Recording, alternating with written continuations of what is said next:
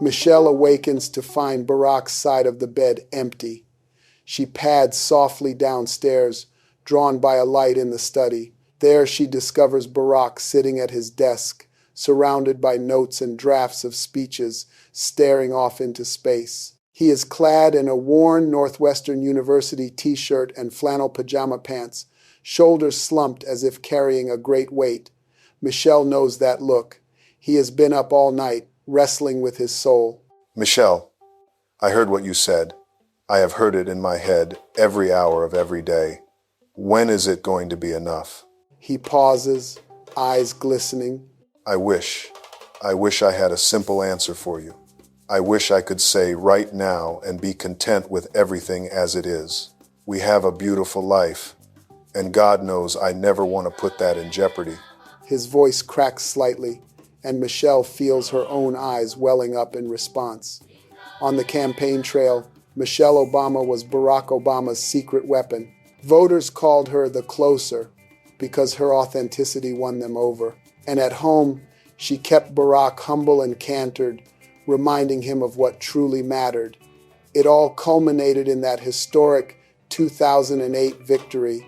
The Kingmakers Episode 1 tells the untold story of how Michelle's grace and grit helped Barack Obama become President of the United States and change the course of history. Hello, and welcome to The Kingmakers, the podcast about the hidden heroes behind historic triumphs. I am your host, Romeo Richards, CEO of the African Caribbean Matchmaking Agency. We help Black singles become the best version of themselves and connect them with other top-quality Black singles. I am delighted that you are joining me today. In this series, we shine a light on the spouses and partners who have helped great leaders and innovators reach their heights. The husbands, wives, friends, and loved ones who quietly turn dreamers into kings and queens. Our mission is simple: to uncover the untold stories of how the right partner, aligned with your dreams and values, can change the trajectory of your life and even history. In each episode, we will dive into an intimate, story-driven portrait of a famous figure's other half, distilling lessons on love, support, and personal growth. This is not just about giving credit where it is due, though that is important. It is about learning what makes a relationship truly empowering. Whether you are a values-driven single seeking your ideal teammate or someone reflecting on the power of relationships in your own life, this podcast will offer insight, inspiration, and yes, a few tears and laughs along the way. For every laugh, expect a tear. We believe that great stories blend both emotions. The Kingmakers is about hope and optimism in relationships, the earnest belief that the right partner can help you become more fully yourself and accomplish more than you ever dreamed alone. You might be wondering, how did this podcast came to be? The idea sparked in my mind not long ago as I was listening to the biography of Sir James Dyson, the famous British inventor of the bagless vacuum cleaner. I was engrossed in the tale of his struggles and eventual success when a particular detail stopped me cold. In the late 1970s and early 80s, as James toiled through 5,127 failed prototypes of his revolutionary vacuum, guess who paid the bills? It was his wife, Deirdre. While James obsessively refined cyclonic separator designs in his workshop, Deirdre worked as an art teacher, her income keeping food on the table for their young family. For years, her contribution went largely unheralded.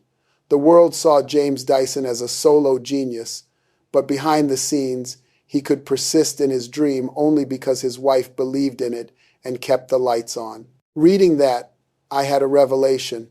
How many great men and great women throughout history owed their success to an uncredited spouse or partner working tirelessly in the background? The answer, it became clear, was nearly all of them. From that moment, I could not help seeing the pattern everywhere. Great inventors, presidents, CEOs, activists, so often, their journeys were bolstered or even made possible by a devoted spouse or partner who shared their vision or at least supported it with unwavering faith. I felt those stories deserved to be told. More importantly, I realized there was wisdom in those relationships that the rest of us could learn from. After all, if choosing the right partner can help James Dyson revolutionize vacuum cleaners, or help a skinny kid from Hawaii named Barack Obama become President of the United States of America, what could it do for you? Thus, The Kingmakers was born, a podcast to explore these rich, untold stories of relationships and to uncover lessons we can all use in seeking or becoming dream-aligned partners. Before we dive into today's story, I want to invite you to do something personal. Think of someone in your life who has been a kingmaker for you, someone who believed in you, supported you, or challenged you in a way that changed your life's direction for the better. It might be a spouse or romantic partner, but it could just as well be a family member, a close friend, or a mentor. Hold that person in your mind as you listen. Maybe even dedicate this episode to them in your heart. Great achievements rarely happen in isolation. If you have a queen or kingmaker in your life, consider reaching out to thank them. Write down their name and your message of gratitude in the comment below to let them know you are dedicating this series to them. One more note before we begin. This podcast is for education and inspiration, not therapy or professional advice. We will be discussing real relationships and personal journeys, which can sometimes trigger strong emotions. If any story brings up personal distress for you, please seek support from a qualified mental health professional. Take care of yourself. These stories are meant to inspire hope, not cause harm. All right, take a deep breath. Now, let's step into our first Kingmaker story, an emotional, inspiring journey of love and partnership. And who better to start with than a woman who has been by the side of one of the most historic figures of our time, helping to shape his destiny while forging her own. Today's Kingmaker is Michelle Obama, the untold story of how a wife engineered a presidency.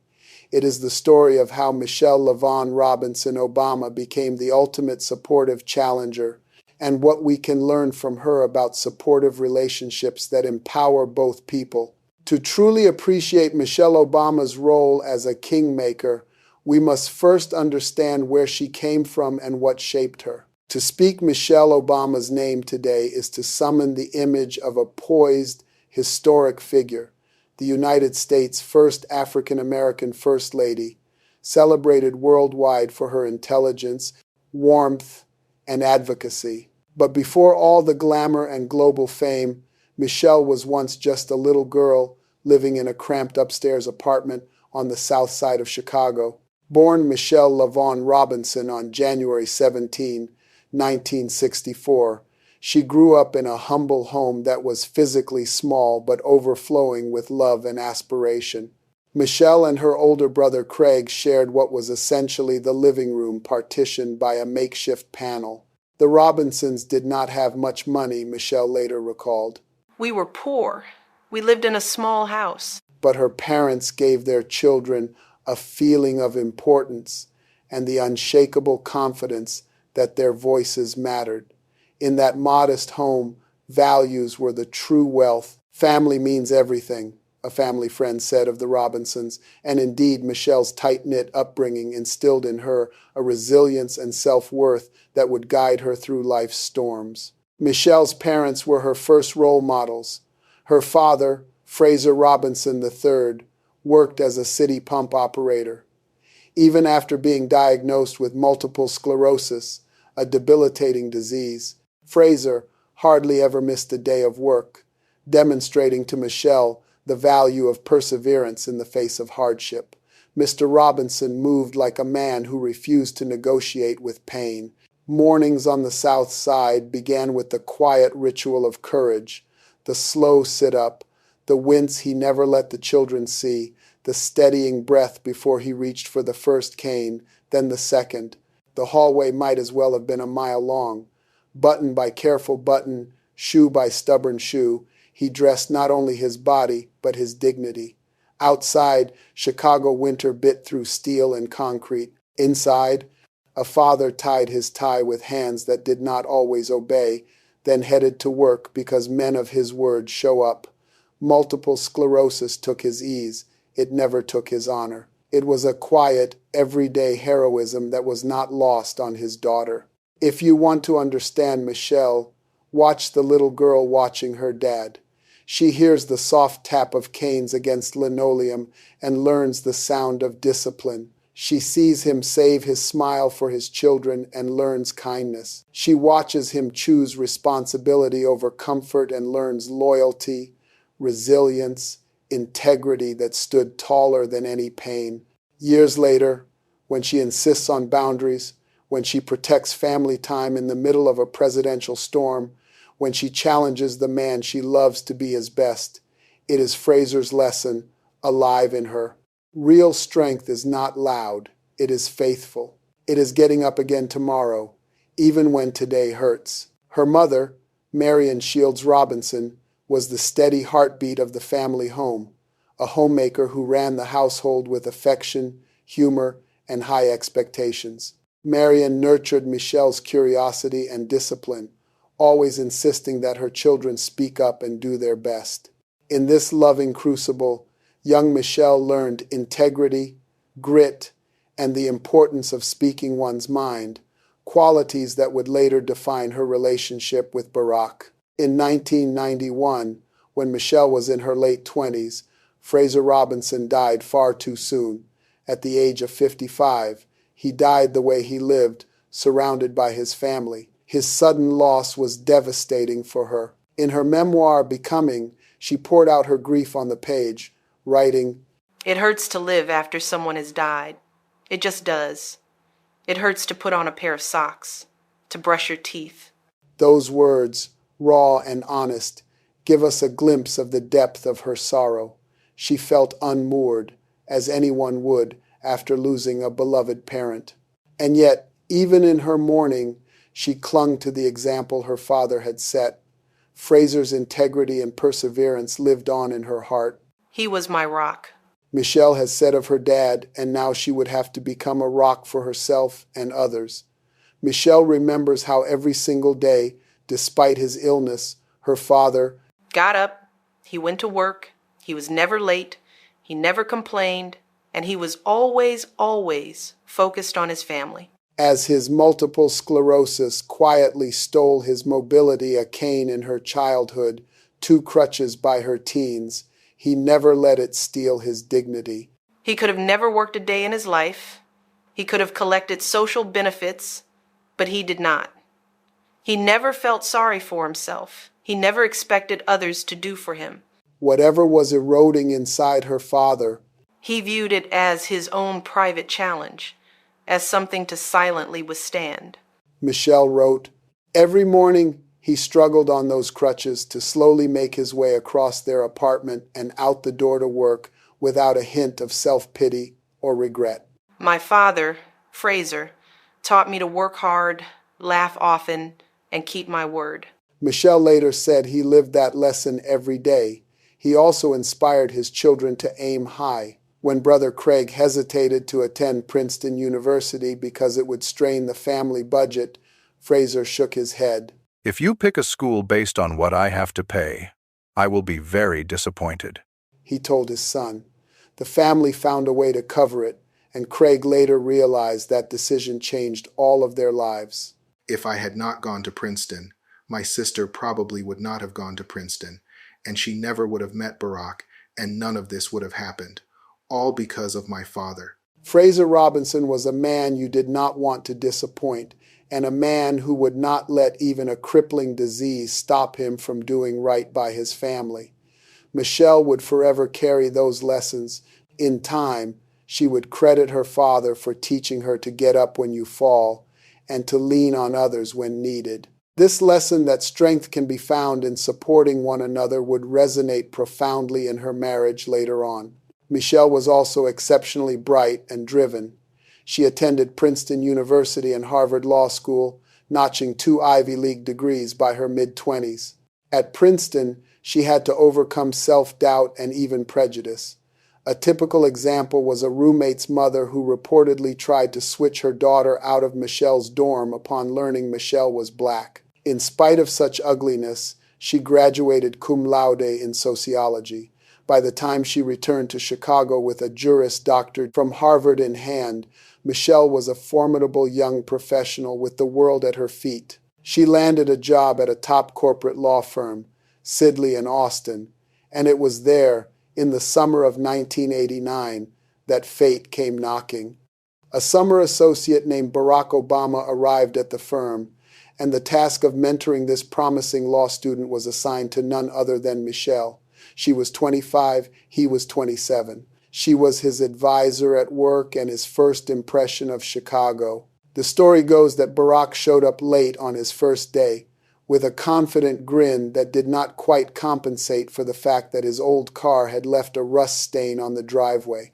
Michelle was skeptical of this Hawaiian-raised, biracial guy with the funny name and big dreams. She even declined his initial request to go on a date. But Barack Obama was not easily dissuaded. He was struck by Michelle's beauty, yes, but even more by her brilliance and fortitude. She, in turn, slowly warmed to his authenticity, sense of purpose, and that now famous Obama charm. Eventually, after a persistently friendly courtship, she agreed to get ice cream with him.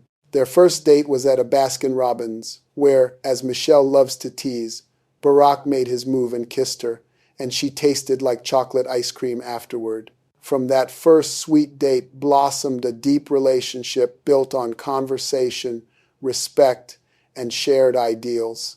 Barack and Michelle could talk for hours about civil rights, about inequality, about their childhoods and hopes. They discovered a mutual commitment to serving others. By then, she had stepped away from corporate law to pursue public service. She found big firm life unfulfilling, and he had been a community organizer before law school. They were different in many ways. She was meticulous and organized. He was more free-flowing and prone to late-night philosophizing, but in core values, they aligned. Still, like any strong-willed couple, they had their debates. Marriage itself was one of them. Barack, ever the logical academic, once argued to Michelle that marriage was a meaningless formality, just a piece of paper, which did not go over well. Michelle, who deeply valued tradition and commitment, was not impressed by that line of reasoning. In fact, they had several spirited discussions on the topic, but in the end, Barack knew the heart as well as the head. One summer night in 1991, he took Michelle to a fancy dinner. He started once again playfully rationalizing against wedding rings. When dessert arrived, there was a ring box on Michelle's plate. Inside, an engagement ring. Barack grinned and said, "Well, that shuts you up, doesn't it?" Cheeky, charming, and utterly heartfelt in his own way. Michelle laughed and, of course, said yes. In October 1992, they were married, beginning what one wedding guest described as an almost palpable relationship, like putting hydrogen and oxygen together to create an unbelievable life force. Even then, friends sensed that together, Michelle and Barack were going to be far more than the sum of their parts. They were two bright stars, now locked in orbit, ready to take on the world side by side. Speaking of two bright stars in perfect orbit, the African-Caribbean matchmaking agency brings together high-achieving black singles who want a partner to match their quality. Get in touch if you would like to meet a high-functioning black single. Back to the Obamas. The 1990s saw the Obamas finding their footing as a young power couple in Chicago. They made joint decisions about career moves, illustrating their habit of acting as a team even early on. For example, when Michelle considered a job in Chicago's City Hall, she insisted that her mentor meet Barack first because she valued his input on the career shift. Barack wanted to ensure the role would truly allow Michelle to thrive. Even then, each was looking out for the other's growth. Michelle excelled in various roles, from city hall to heading a non-profit training young leaders, always driven by a passion for community service. Barack, meanwhile, launched his political career, winning a seat in the Illinois State Senate in 1996. The couple welcomed two daughters into the world, Malia, born in 1998, and Sasha in 2001. With two high-powered careers and two little ones, life was a balancing act. Like many working mothers, Michelle sometimes felt the weight of responsibilities tilt her way. She was the organizer of the household, the keeper of schedules, the one making sure groceries were bought and pediatrician appointments kept. Barack, often away in Springfield for legislative duties or absorbed in teaching law and writing on the side, was not always as present as Michelle needed. She did not suffer silently. True to form, Michelle addressed the issue head-on, even creatively. In one humorous anecdote, feeling frustrated that Barack was missing the chaos of the morning routine, Michelle started sneaking out of the house at 4 a.m. to hit the gym, leaving him to handle the girls' breakfast on his own. It was a stealthy nudge to make him step up, and it worked. Barack would wake to find Malia and baby Sasha needing attention, and he adapted quickly, getting them fed and ready for the day by the time Michelle returned from her workout. Michelle later laughed about this tactic. It was a gentle, strategic challenge to her husband to be an equal partner on the home front. Barack, for his part, took it in stride, saying, Michelle knows what she's doing. And he trusted her lead.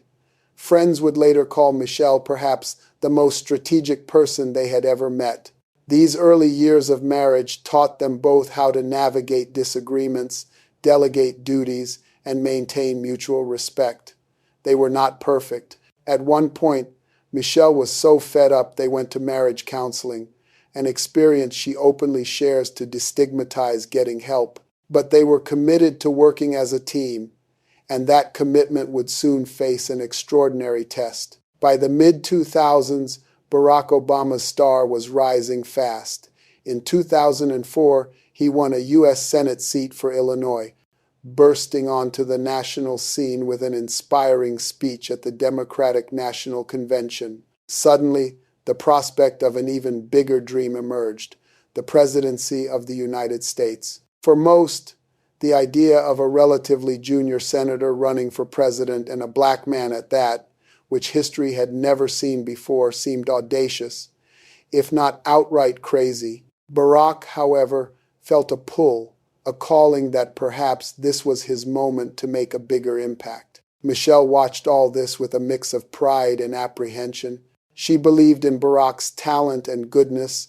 She shared his passion for public service, but the presidency, that was another level entirely.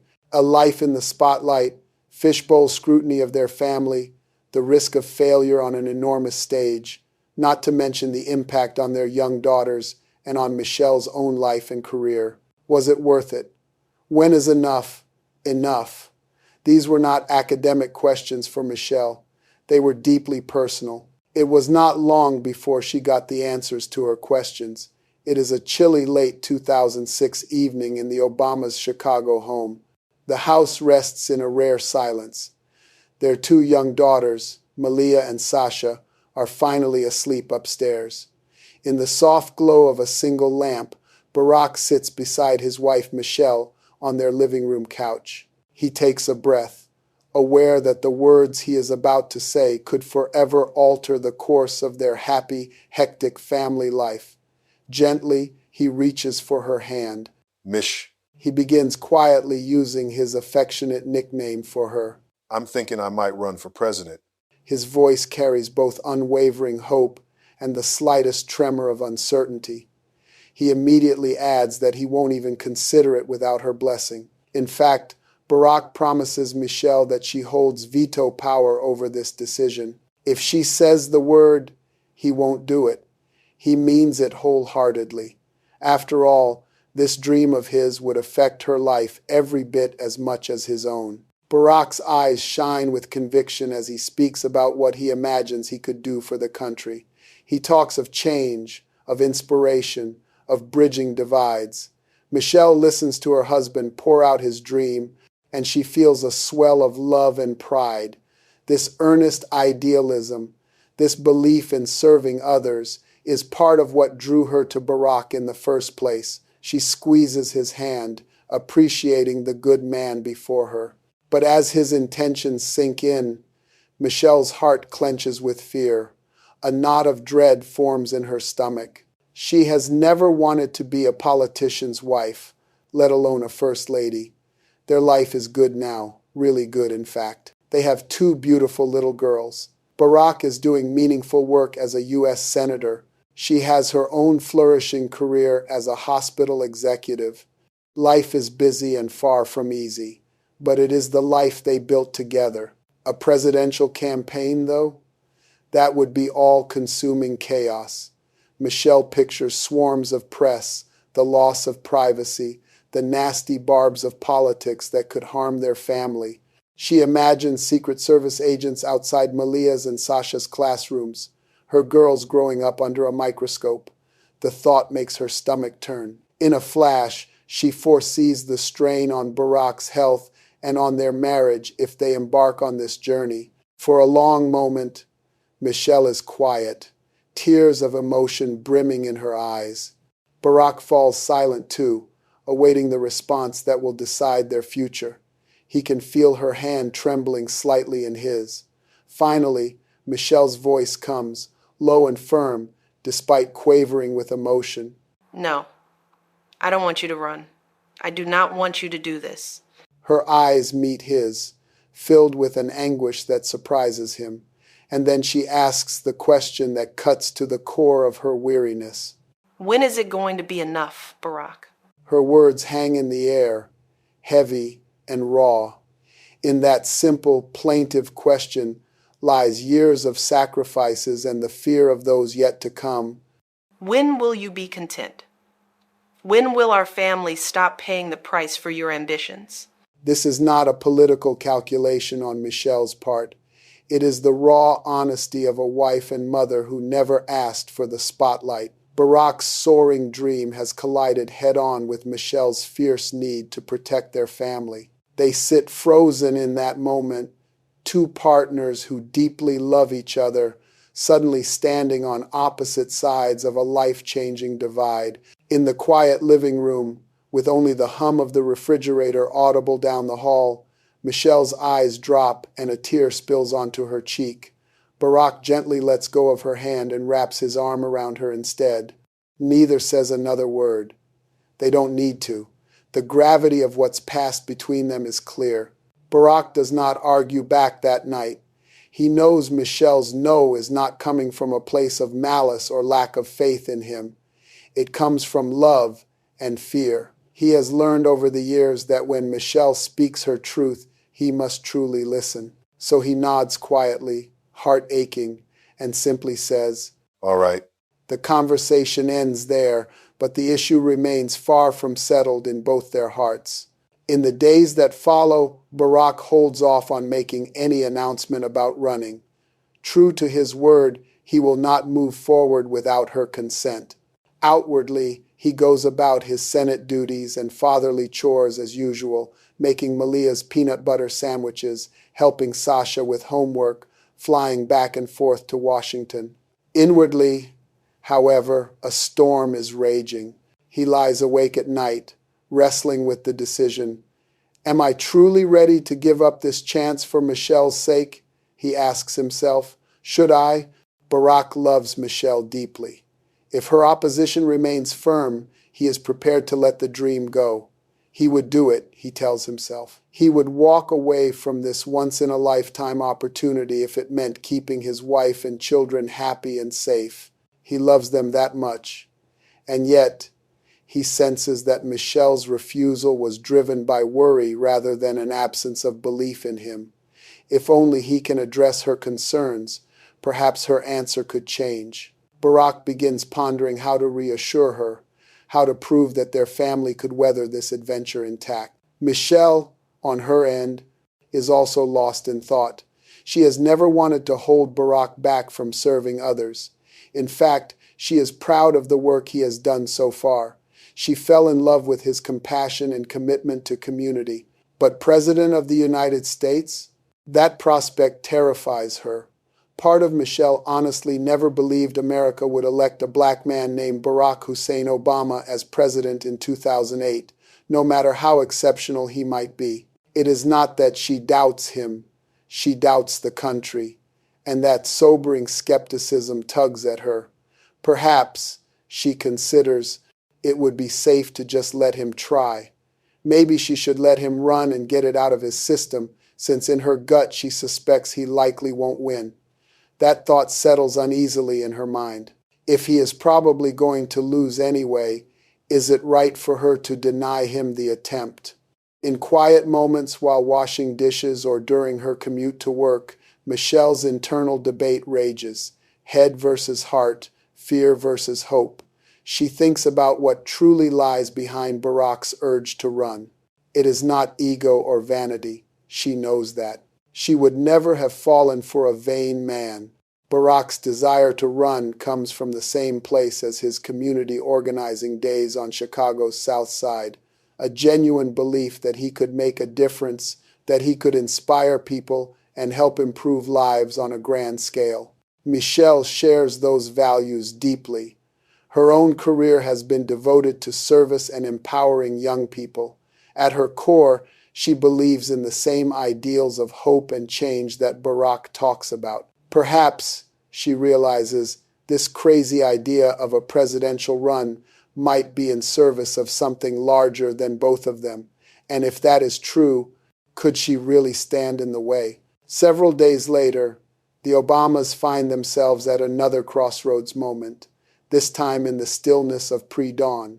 Michelle awakens to find Barack's side of the bed empty. She pads softly downstairs, drawn by a light in the study. There she discovers Barack sitting at his desk, surrounded by notes and drafts of speeches, staring off into space. He is clad in a worn Northwestern University t-shirt and flannel pajama pants, shoulders slumped as if carrying a great weight. Michelle knows that look. He has been up all night, wrestling with his soul. She approaches gently. Couldn't sleep? She whispers. Barack turns, offering a tired smile. Instead of answering directly, he pats the chair next to him. Come sit with me for a minute. Michelle settles in, pulling her robe tighter against the early morning chill. Barack reaches over and takes her hand in both of his larger hands warm but trembling slightly. He takes a moment, choosing his words carefully. When he speaks, his voice is hushed but intense, weighted with emotion and a hint of desperation. This is the closing argument of a man pleading his case not to a courtroom, but to the love of his life. Michelle, I heard what you said. I have heard it in my head every hour of every day. When is it going to be enough? He pauses, eyes glistening. I wish I had a simple answer for you. I wish I could say right now and be content with everything as it is. We have a beautiful life, and God knows I never want to put that in jeopardy. His voice cracks slightly, and Michelle feels her own eyes welling up in response. Barack continues, a passionate tremor in his tone. You and the girls, you are my life. Your happiness means everything to me. Please believe that I would never risk our family lightly. He swallows hard, pressing on. But ever since I was young, Michelle, I have felt this calling, this pull in my chest to try to make the world better, even just a little better than how I found it. It is like a voice inside that won't let me sleep at night. He glances at the scattered papers on the desk, policy ideas, letters from constituents, fragments of an unfinished announcement speech. When I see problems out there, families struggling to pay bills, soldiers sent to war, children who can't afford college, it eats at me. I can't just turn off that part of me that aches to help. If I have a chance, even a slim chance, to lift people up and unite this country, how can I not try? Barack's eyes search Michelle's face, and she squeezes his hand, silently urging him to be honest. He takes a deep breath, and now his words come out in a rush, laden with the earnest, almost raw candor of a man bearing his soul. Sometimes I lie awake thinking of my own father, of my mother, of the people who raised me and believed I could do something meaningful. I think of our daughters sleeping upstairs right now, and I wonder what kind of future I'm leaving for them. If I don't step up when I have the opportunity, will I look back years from now and feel regret?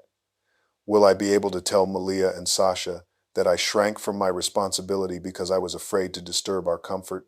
What would that teach them? He bows his head, voice now almost a whisper.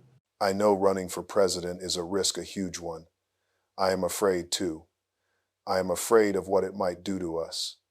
But my love, I am even more afraid of not trying, of spending the rest of my days wondering what might have been not for me, but for all the people we could help if we dared to believe. Tears are freely flowing down Michelle's cheeks now. Barack gently brushes one away with his thumb and continues, his own eyes damp. I keep thinking of a little girl I met at a community event last month. She came up to me and asked if I was really going to run for president. She said, "My mommy says you could help us get health care." That is all just a child, looking up at me with hope in her eyes. Michelle, how can I turn away from that? How can I tell that little girl I was too worried to try?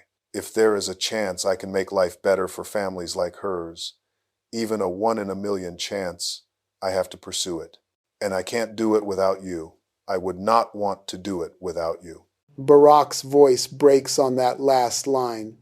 He steadies himself and concludes, speaking slowly, every word deliberate. You ask me when it will be enough. I don't know the answer. Maybe it will never be. Maybe that hunger to serve, to do more, is part of who I am, for better or worse. But I do know one thing. Nothing is ever enough if I lose you and the girls along the way. I promise you, Michelle, if you give me your blessing on this, I will do everything in my power to keep our family safe and balanced. Your concerns will be my roadmap. I will not allow this campaign or even the presidency to break what we have. That I swear. In the hush of that study, Barack finishes his plea, and it feels as though the very walls are holding their breath. Michelle has never doubted her husband's sincerity, and now his earnestness practically radiates from him, filling the room with a palpable energy. He has laid bare his heart, acknowledging her fears, confessing his own, and sharing the deep well of purpose driving him forward. It is a moment of profound intimacy and trust. Michelle says nothing at first.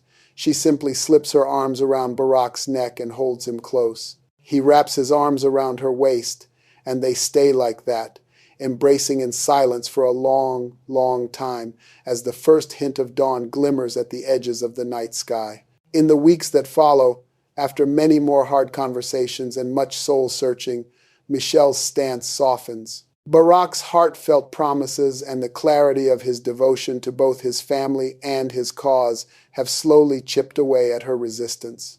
Michelle realizes that her heart is nudging her toward supporting him, even as her head remains cautious.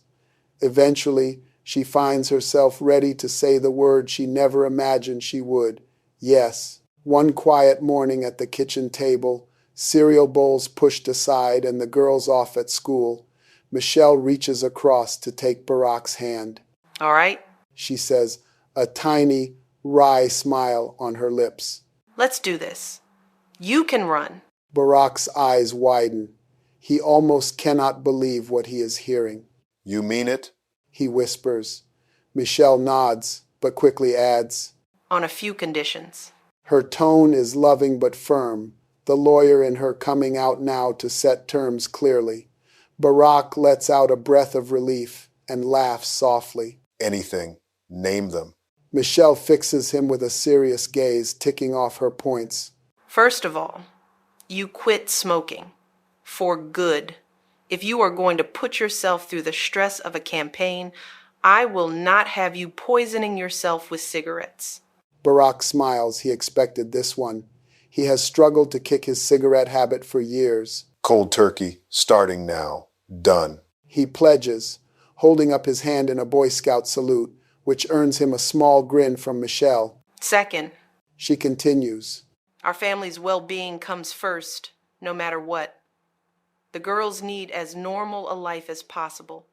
I won't have them feeling like they have lost their father to this campaign.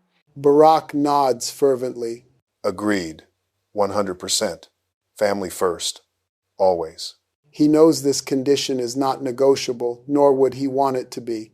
Michelle elaborates, her voice gentler now. That means you will be home for Sunday dinners and bedtime whenever you can. If you are on the road, you will call to say goodnight. We keep the girls on their routines, school, play dates as much as humanly possible. And I am going to need help here at home because I can't do this all alone if you are out campaigning. She hesitates, then adds, I think we should ask Mom if she would be willing to come live with us when things get busy. She is referring to her mother, Marion Robinson, who is very close with the family and the obvious pillar of support for their daughters. Barack reaches over to squeeze Michelle's hand. We will make whatever arrangements are needed. We can absolutely ask your mom. I am sure she'd be willing. Whatever it takes, we will make sure Malia and Sasha are surrounded with love and stability. He pauses, then adds softly, And we will make sure you are not carrying this burden by yourself, Mish. I promise. Michelle feels tears prick her eyes again, but this time they are tears of gratitude and resolve. She gives his hand a small shake and adds one more light-hearted condition to ease the mood, her lips curving into a teasing smile. And one more thing. When this is all over, win or lose, you owe me a long vacation far away from politics. Just you and me on a beach, Mr. Obama. Barack breaks into a wide grin, the first genuine smile either of them has had on this topic in a long time. He chuckles, bringing her hand to his lips to kiss it. Deal. I will take you to the best beach you can imagine. Hawaii, Bahamas, you name it. A promise from the soon-to-be candidate. Michelle laughs softly, shaking her head in amused wonder. What have we gotten ourselves into? She sighs, half joking. Barack stands and gently pulls her up into his arms. He looks into her eyes with a mixture of excitement and solemn respect. Into something together. That is the only way this works. Michelle rests her forehead against his. Together. She agrees quietly. In that single word, she seals the pact. They will face whatever comes as a team. With Michelle's cautious yes secured and ground rules set, the Obamas move into action. There is so much to do that it makes their heads spin, but they tackle it step by step. That very afternoon, Michelle phones her mother. As expected, Marion Robinson does not hesitate when she hears the news. Of course I will be there for you. Marion assures her daughter.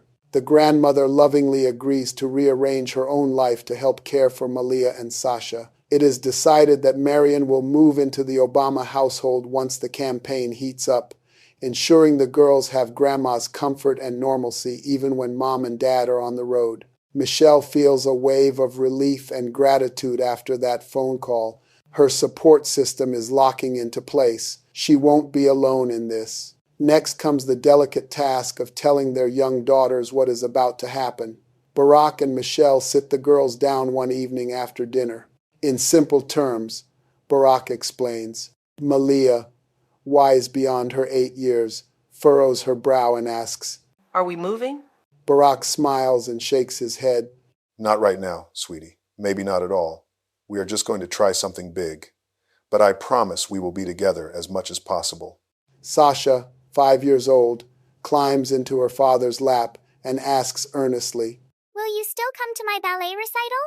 Barack's heart melts. He hugs her close and catches Michelle's eyes over Sasha's shoulder. I will do my very best. He says, voice thick with emotion. Grandma will be here with you when Mommy and I have to be away sometimes. And I will call you every night. That is a promise. Malia nods solemnly, satisfied for now with that answer. Michelle wraps an arm around Malia, pulling her close. In that moment, the family feels united and strong, bracing themselves for the adventure to come. Finally, the day arrives when Barack Obama will step from private contemplation into the public fray of a presidential campaign. It is a crystal clear morning in Springfield, Illinois, the 10th of February 2007, a date that will become historic. The old state capitol building looms behind the stage. The very place where Abraham Lincoln once proclaimed that a house divided against itself cannot stand. Barack stands backstage, peeking out at the massive crowd of thousands who have gathered in the biting cold to hear him. The winter air is so frigid that his breath clouds in front of him. Aides fuss over his coat, his tie. A small American flag pin is fastened to his lapel. But in this charged moment before he steps up to the podium, Barack tunes it all out. Instead, he finds Michelle just a few steps away, bundled in a stylish winter coat, her face full of resolve. She catches his eye and gives him an encouraging nod and the tiniest smile, a smile that says, "I'm here. We are doing this." Barack reaches out, and Michelle takes his hand, squeezing it once firmly. Neither needs to speak. In that brief squeeze of hands is an entire world of understanding. The sleepless nights of doubt, the promises made, the fears acknowledged, and the pledge that they are in this together come what may. Barack bends down to kiss Malia and Sasha. The girls, clad in bright scarves and mittens, giggle at Daddy's frosty breath on their cheeks.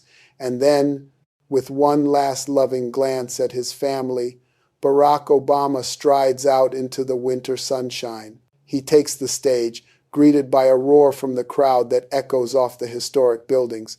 Michelle stands just off to the side, one arm around each of their daughters as they watch him approach the microphones.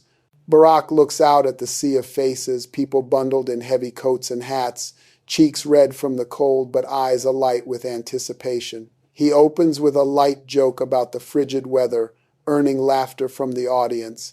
Then he invokes the spirit of Lincoln and the audacity of hope that has brought him to this moment. His voice rises and carries on the crisp air. In the shadow of the old state capitol, where Lincoln once called on a house divided to stand together, I stand before you today to announce my candidacy for President of the United States of America. The crowd erupts. Michelle feels a chill that has nothing to do with the temperature.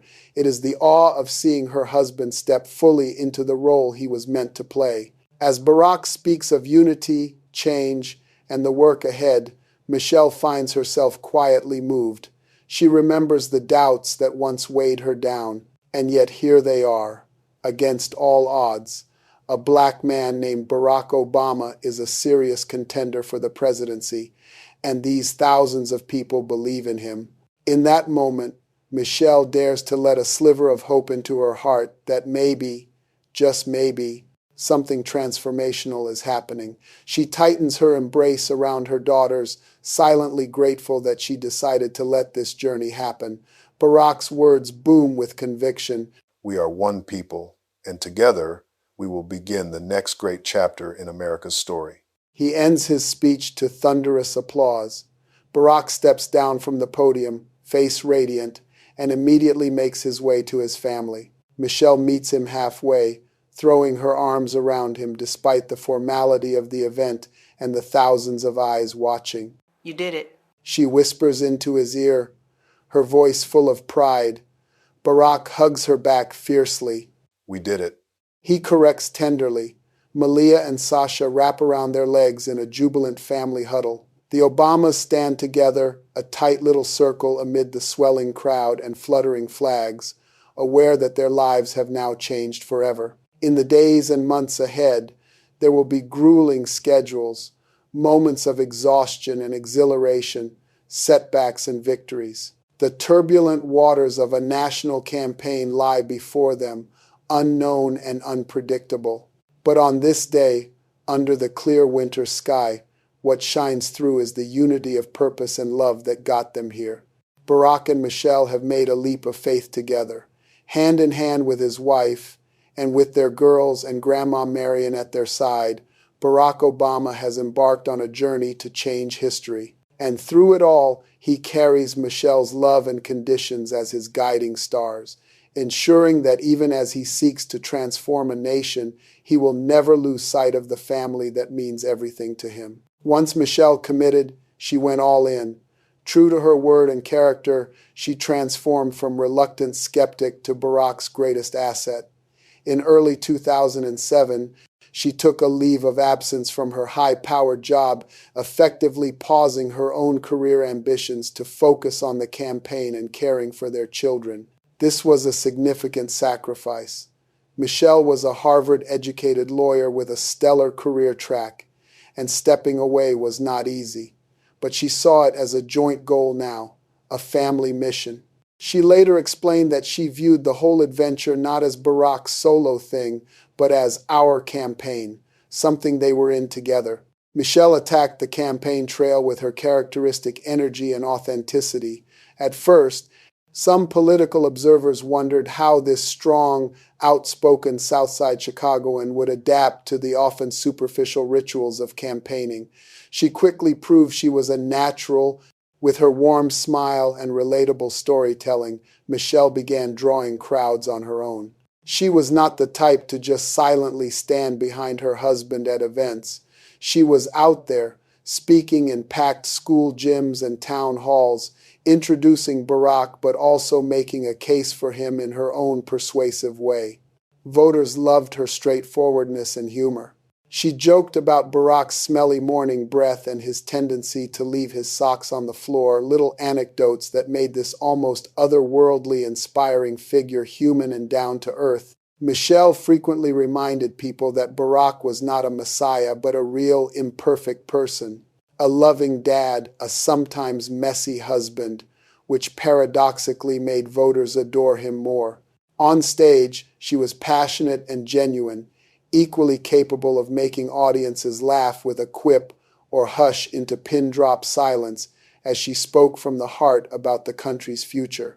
She became so good at connecting with undecided voters that campaign aides nicknamed her the closer, meaning if a voter was on the fence, send Michelle to talk to them, she would seal the deal. Her rallies started to draw big crowds even when Barack was not there. In some key swing states, people came specifically to hear her speak, an emerging star in her own right. Meanwhile, back at home, Michelle somehow managed to keep the children's lives as normal as possible. Imagine the juggling act. One day she is delivering a rousing speech in Iowa. The next morning she is back in Chicago making peanut butter sandwiches and doing laundry before the girls head off to school.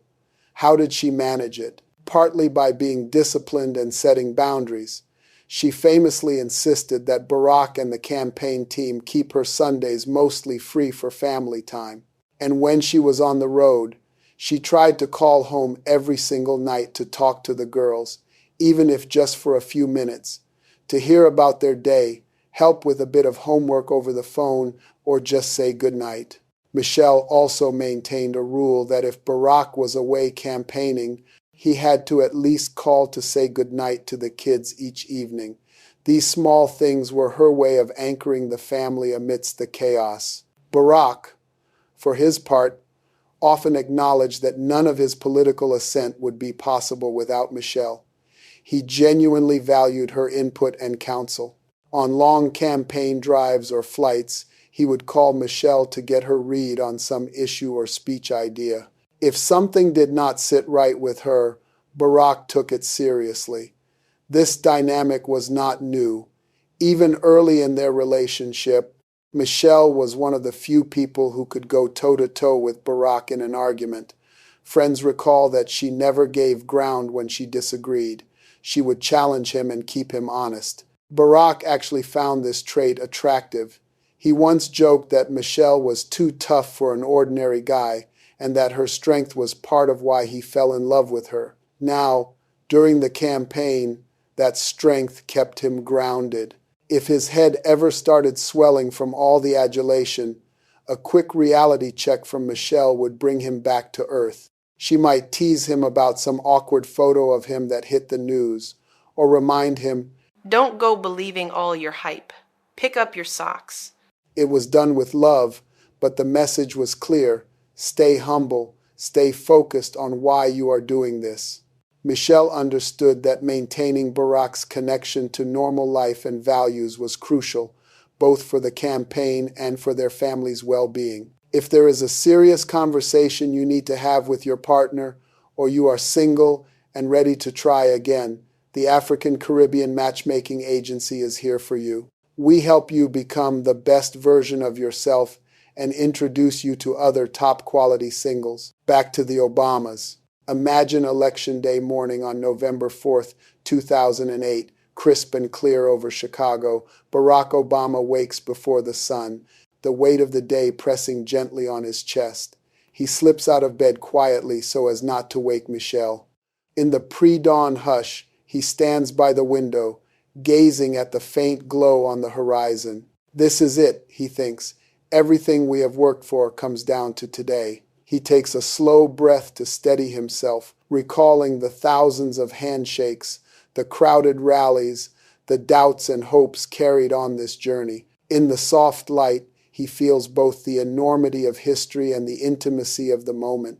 Just a husband and father about to face a destiny beyond anything he imagined. By the time the sun is up, the household is abuzz. Michelle is already awake, helping 7-year-old Sasha button her coat and making sure 10-year-old Malia has had breakfast. They plan to vote as a family this morning. Michelle's heart flutters with nerves she carefully hides from the girls. She forces a bright smile as they all head out the door, Secret Service agents shadowing at a respectful distance. At the polling station, neighbors and friends greet them with hopeful faces. Michelle holds the girls' hands tightly while Barack fills out his ballot. When it is her turn to vote, she pauses for just a heartbeat, realizing that she is about to cast a vote for her husband for the possible next president of the United States. Please, let this be the right decision, she prays silently, thinking of the long road that brought them here, her initial reluctance, and the leap of faith she took. With a resolute exhale, she makes her choice and slips the ballot in. Outside, cameras flash, and a small crowd cheers. Barack and Michelle exchange a brief knowing glance. No words, just a gentle squeeze of hands conveying, "Here we go." The afternoon passes in a blur of anxious anticipation. Barack insists on sticking to his election day ritual of playing basketball with close friends and advisors, a humble Chicago gym becoming an unlikely sanctuary where, for an hour, he can forget the what-ifs. As he heads to the gym, Michelle stays behind at home, trying to distract herself by tidying up and calling her mother. Marion Robinson's voice on the line is warm and reassuring. She reminds Michelle to eat something, to breathe, to trust in whatever is meant to be. Michelle laughs softly, realizing she has been too nervous to even think about lunch. In truth, her stomach is in knots. She straightens the same pile of mail 3 times, chiding herself under her breath. Calm down. It is out of our hands now. Yet her mind keeps wandering to every possibility. She steels herself by focusing on practical tasks, packing a small bag for the girls with snacks and sweaters for the late night ahead at Grant Park. As dusk falls, the family reconvenes and heads to a hotel suite near Grant Park, where they will watch the results. The suite has been converted into a makeshift campaign war room.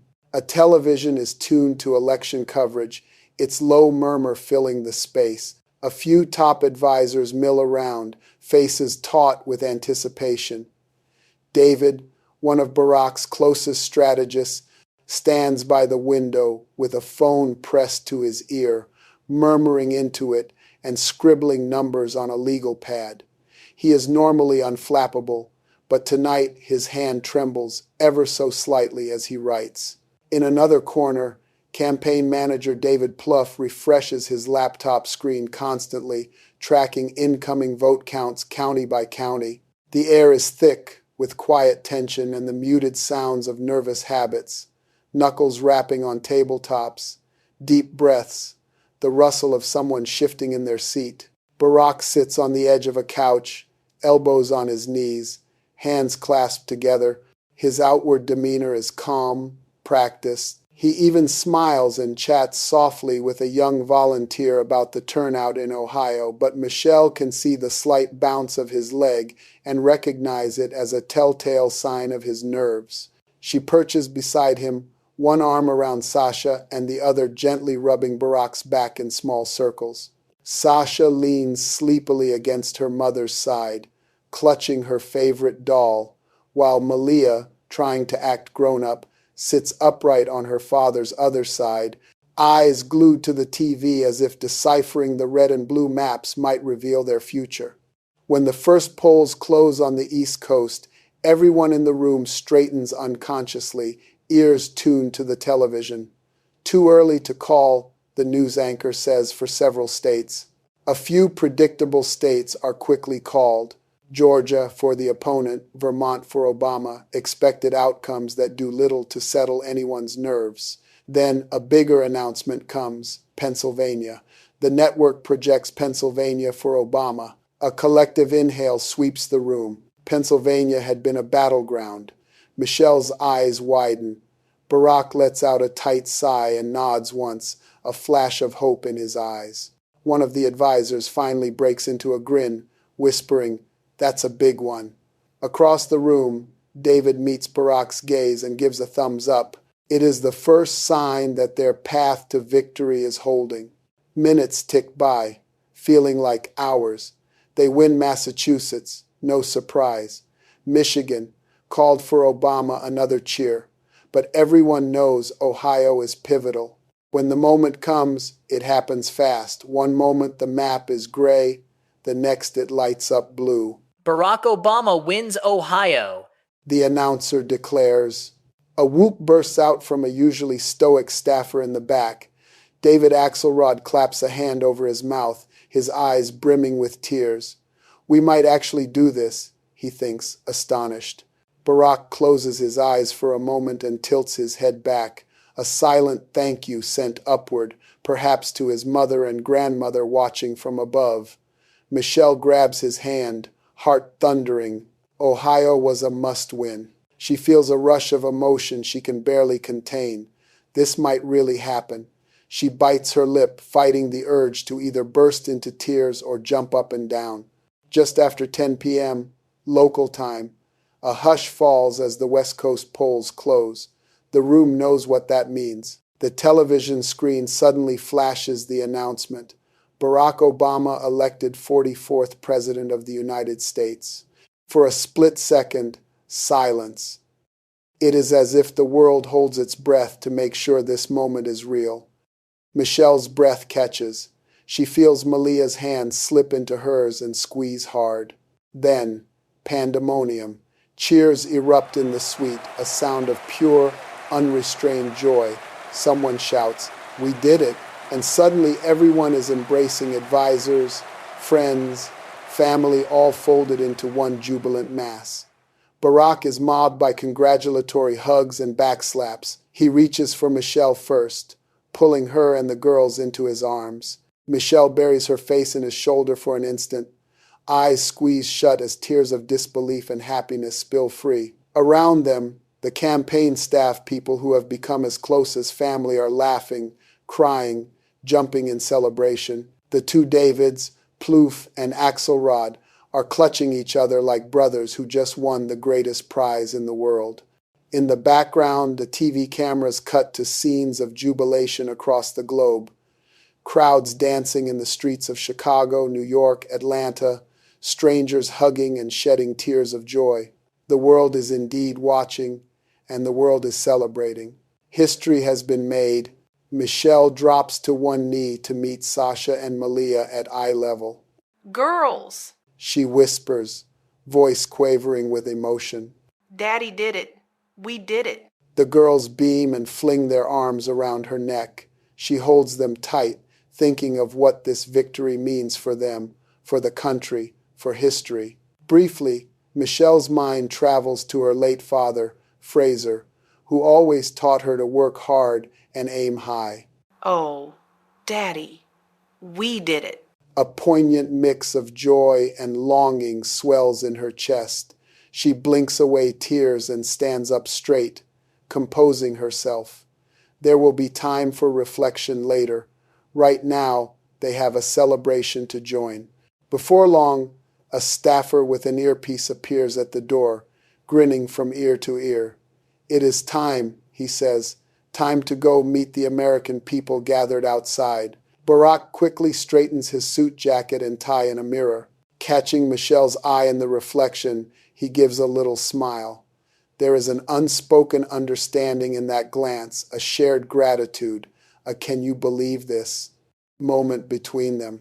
Michelle smooths her elegant red and black dress, the one she'd carefully chosen for this night, and nods. She takes Malia and Sasha's hands. Barack inhales deeply, then kneels to scoop Sasha up for a moment, kissing her cheek and drawing a giggle from the little girl. He whispers something that makes both daughters smile, perhaps a gentle reminder to wave and smile big. Then, hand in hand, the Obama family moves forward together. As they walk toward the lights and the roar beyond, the sound of the crowd grows louder with each step. Through a gap in the curtain, Michelle catches a glimpse of an ocean of faces and thousands of tiny waving flags under the night sky. The sheer magnitude of it sends a shiver down her spine. She can feel the night air cool on her skin and the thrum of collective energy vibrating all around. Barack gives her hand one last squeeze, then strides out onto the stage. Michelle follows with the girls, her heart pounding yet again, this time from exhilaration. The noise that greets them is deafening, a jubilant roar that seems to shake the very ground. Tens of thousands of people are on their feet in Grant Park, cheering, crying, reaching toward the stage. The city skyline twinkles beyond, and above, a crescent moon hangs, as if quietly witnessing this moment of hope. On stage, under the bright white lights, Barack Obama addresses the nation for the first time as president-elect. Michelle stands just behind his shoulder, one arm around Malia while Sasha holds her other hand. Both girls press close to their mother's sides, eyes wide at the sight of the massive crowd. Michelle's heart swells with pride and overflowing emotion as she listens to Barack speak calmly and gratefully to the crowd, to the country, and the world. He thanks the supporters, the campaign team, the voters who chose hope over fear, and then he turns slightly and reaches his hand back toward Michelle. In front of the whole world, his face shining with gratitude and love, he says, I would not be standing here tonight without the unyielding support of my best friend, the rock of our family, the love of my life, Michelle Obama. The crowd erupts in a wave of applause and cheering so thunderous it feels like the night itself is cheering. Michelle feels tears rolling freely down her cheeks as Barack's words echo in her heart. The rock of our family, the love of my life. In that moment, under the glare of spotlights and the eyes of millions, she does not feel like a political spouse or an icon. She feels simply like a wife and partner, fully seen and appreciated. Overcome, she presses a hand to her mouth, then steps forward and wraps her arms around Barack in a warm embrace. He turns to her, and they share a brief, heartfelt kiss amid the roar of approval from the crowd. The girls hug their father's legs tightly, one on each side, beaming proudly.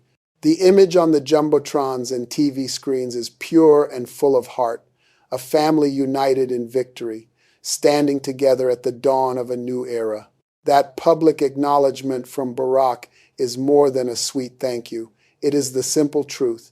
Everyone present knows this victory is their victory, born from both Barack's leadership and Michelle's unwavering support and sacrifice. As the applause continues, Barack gently places a hand on the small of Michelle's back. She feels its warmth and steadiness. He may be the one leading the nation, but she has always been his anchor. They both know it, and they share a brief glance that says thank you in its own private language. After the speech concludes, the Obamas wave at the ecstatic crowd and then make their way off stage as fireworks begin to crackle overhead. Confetti swirls through the air like multicolored snow. Backstage, they are immediately surrounded by well-wishers. There are more hugs, more tears of joy. Oprah Winfrey, who watched the speech from the wings, rushes up to envelop Michelle in a tight hug. Family friend Valerie Jarrett dabs at her eyes as she embraces Barack. It is a blur of elation and congratulations. For a few minutes, all Michelle and Barack can see are smiling faces, and all they can hear are the words, We are so proud of you, and thank you, repeated over and over. At long last, close to midnight, the Obamas steal a brief moment for themselves. The celebration at Grant Park is winding down as people slowly drift off into the Chicago night, hearts full and spirits soaring. The motorcade ferries the family back through streets still buzzing with excitement. Chicago is alive with celebration, strangers high-fiving on sidewalks, cars honking in triumph well past midnight. Inside their vehicle, Malia has finally succumbed to exhaustion, her head resting heavy on Michelle's lap. Sasha fights sleep on her father's shoulder, her eyelids drooping despite her best efforts to stay awake. Barack gently strokes Sasha's hair, gazing down at his daughters with a mixture of wonder and profound love. Michelle watches him in the dim glow of passing streetlights, seeing not just the president-elect, but the loving father and devoted husband he has always been. She reaches across the seat and finds his free hand. They lock fingers, and in the quiet of that car, so much is said without a word. We did it. Life will never be the same. We will face it together. When they arrive home, at least, for a little while longer, until a new home in Washington awaits, both girls are sound asleep. Barack scoops little Sasha into his arms, and Michelle gently rouses Malia, who sleepily wraps her arms around her mom's neck as she is carried inside. Through their front door they go into the familiar warmth of their house. It strikes Michelle how different everything feels, though the walls and furniture are the same. They carry the children upstairs and tuck them into bed, pulling the covers snug and kissing their foreheads. Michelle lingers a moment in each daughter's room, whispering words of comfort and pride they are probably too sleepy to hear. She watches their chests rise and fall, peaceful and oblivious to how drastically their world has just changed. They have no idea what's coming, she thinks softly, but we will make sure they are okay. Back in their own bedroom, away from cameras and crowds, Barack and Michelle finally exhale. Michelle kicks off her heels and lets out a laugh of pure relief as she flexes her sore feet. Barack loosens his tie and on a joyful impulse wraps his arms around her, lifting her off the floor in a giddy, spinning hug. She gasps, then laughs, clinging to his shoulders as he twirls her once. Put me down, you goof. She giggles, swatting at him. He sets her back on the ground gently.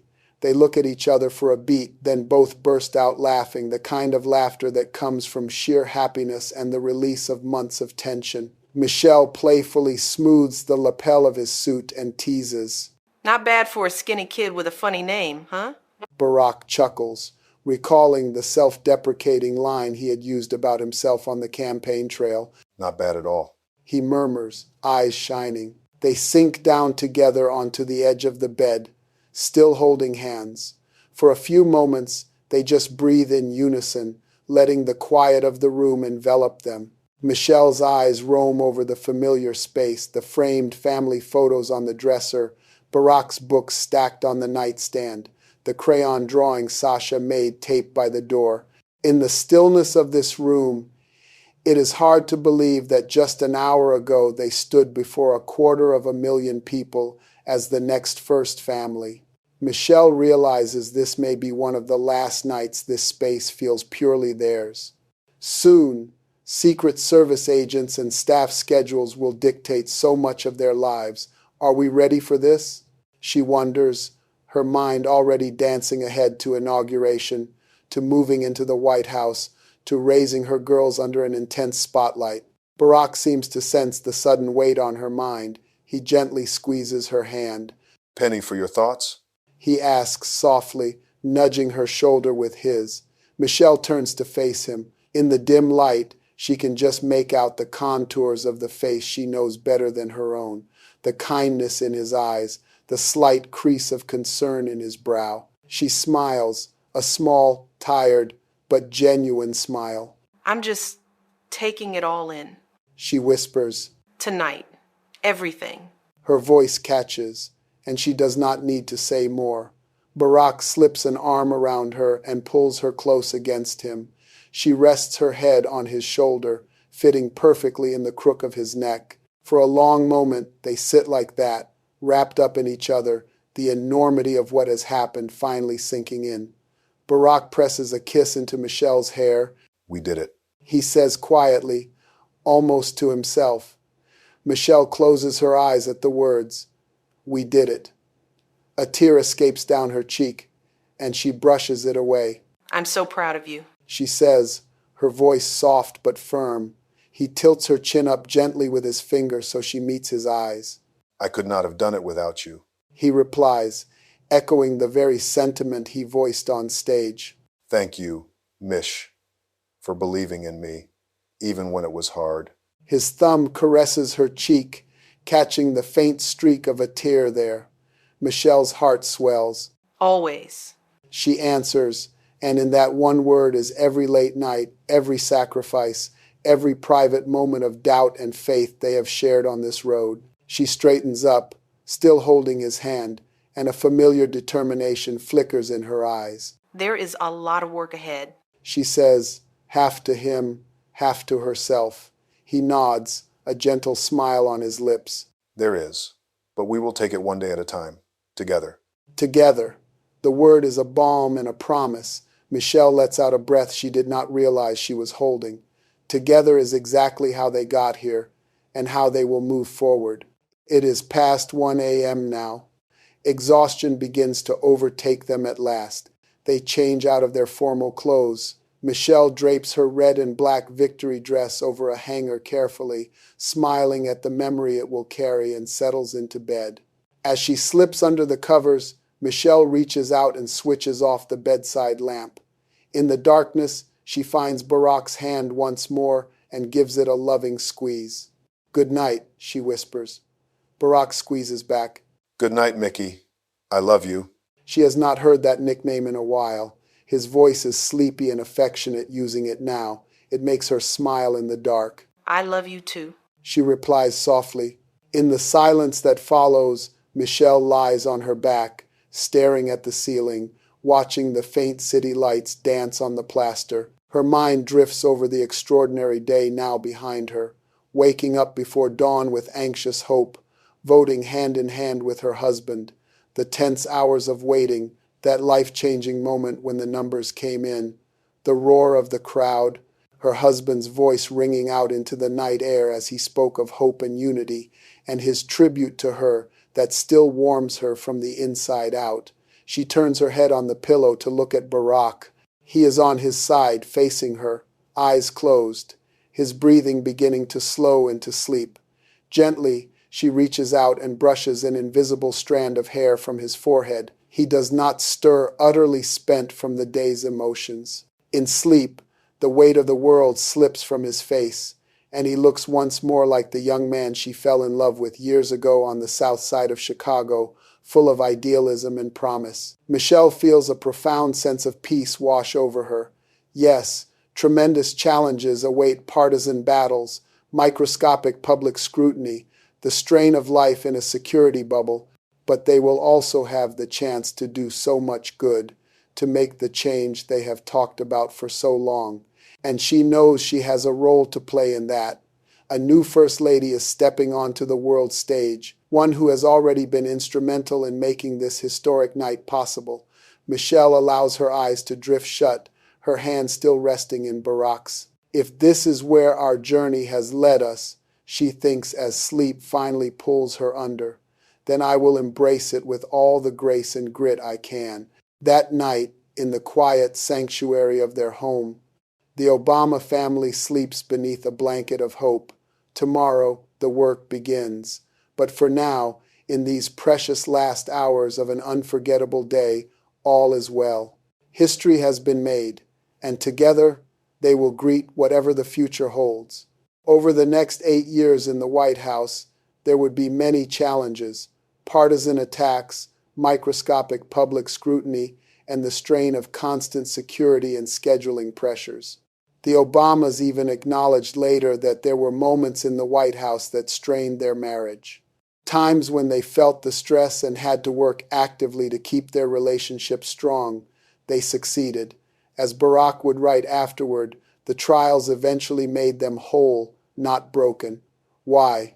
Because of the foundation they had laid long before of respect, communication, and deep love. Time and again, Barack and Michelle fell back on the fundamental trust they shared. They also continued their pattern of mutual support and honest dialogue. There is a story from President Obama's second term that illustrates how vital Michelle's presence was, even beyond the campaign. In December 2012, tragedy struck America in the form of the Sandy Hook Elementary School shooting. 20 young children and 6 staff were killed in an act of horrific violence, and the nation was in despair. President Obama had to address the press and the country, but privately, he was shaken to his core as a president, yes, but also as a father. That day, for the first and only time in his presidency, Barack called Michelle in the middle of the workday and asked her to come to the Oval Office simply because, my husband needed me. as Michelle later recounted. They cleared their schedules and spent a quiet hour together, alone, behind closed doors in the White House. No cameras, no staff, just a grieving man and the woman who loved him, seeking solace in each other. Michelle literally held Barack as he sobbed, letting him release the anguish he could not show in public. She whispered words of comfort, or maybe she just stayed silent and let him feel what he needed to feel. In that private moment, she was his rock in the most profound sense. Afterward, Barack wiped his eyes, gathered himself, and went out to meet his duties with renewed composure, thanks in large part to Michelle's unwavering support. This heartbreaking scene was a microcosm of their relationship. When the weight of the world was on Barack's shoulders, Michelle was there to share the burden, to give him strength when his own was failing. And let's not forget Michelle's own journey during those White House years. She carved out a legacy as First Lady that was uniquely hers, championing healthy families, mentoring girls, supporting military spouses, all while continuing to be Barack's #1 confidant and grounding force. But that is a story for another day. For our purposes, we see in the Obama saga a modern fairy tale of partners in purpose. They faced struggles and setbacks, they supported each other through them, and together they achieved a historic breakthrough that neither could have accomplished alone. Barack often said, only half joking, that Michelle was his boss, and in a sense, she was the tough but loving coach behind the scenes, pushing him, stabilizing him, making sure he stayed true to himself and their values. If Barack Obama was the captain steering the ship of state, Michelle Obama was the navigator and the anchor, keeping it on course and steady through turbulent waters. As we close this chapter of the story, picture one more scene. It is January 2017 again, back to that farewell address where we began. President Obama has just finished praising Michelle on stage. He looks at her with gratitude and unabashed love. Michelle looks back with a warm, slightly teary smile that speaks volumes. Pride in what he has accomplished, relief that this chapter is ending, and faith in whatever comes next for them together. They embrace before that roaring crowd. It is a fairy tale ending of sorts, but also a beginning, as they step into a post-White House life. In that embrace is the silent understanding of all they endured and achieved as a team. It strikes me that the true beauty of their story is not that Barack became president, but that through it all, their relationship endured and even strengthened. They emerged not only as historic figures, but as a couple who still laughed together, still confided in each other, still danced together at inaugurations and state dinners and family birthdays, still raised 2 grounded daughters. They emerged, in Barack's words, whole. Let's now discuss the lessons from Michelle. So, what lesson do we take away from the Obamas? At its heart, the story of Michelle and Barack Obama is a love story, but not the shallow kind that ends with wedding bells. It is the real kind, the kind full of sacrifice and service, growth and mutual care, big dreams and quiet nights of doubt, laughter and tears in equal measure. It shows that the right partner does not just celebrate your wins, they help make those wins possible, and they don't just stand by you in your low moments, sometimes they carry you through them. Michelle Obama was, and is, a kingmaker for Barack, not because she subjugated her own life to propel his. Indeed, she built her own extraordinary identity, but because she chose to invest in the relationship, to sometimes lead and sometimes follow, to challenge and to support in tandem, she famously said in one of her speeches, "When they go low, we go high." capturing the ethos she brought to both their public fight and their private journey. Together, they went higher than either could alone. With the story told, let's step back and analyze what exactly made Michelle such a powerful partner and how we might apply those insights to our own lives. Let's give this dynamic a name. Michelle and Barack's story exemplifies a kingmaker pattern we will call the supportive challenger. What do I mean by that? In simplest terms, it is when one partner acts as both a rock and a truth teller, providing unwavering support while also challenging their spouse to grow and stay authentic. It is a delicate balance, but Michelle mastered it, and Barack thrived because of it. Think of Michelle's role.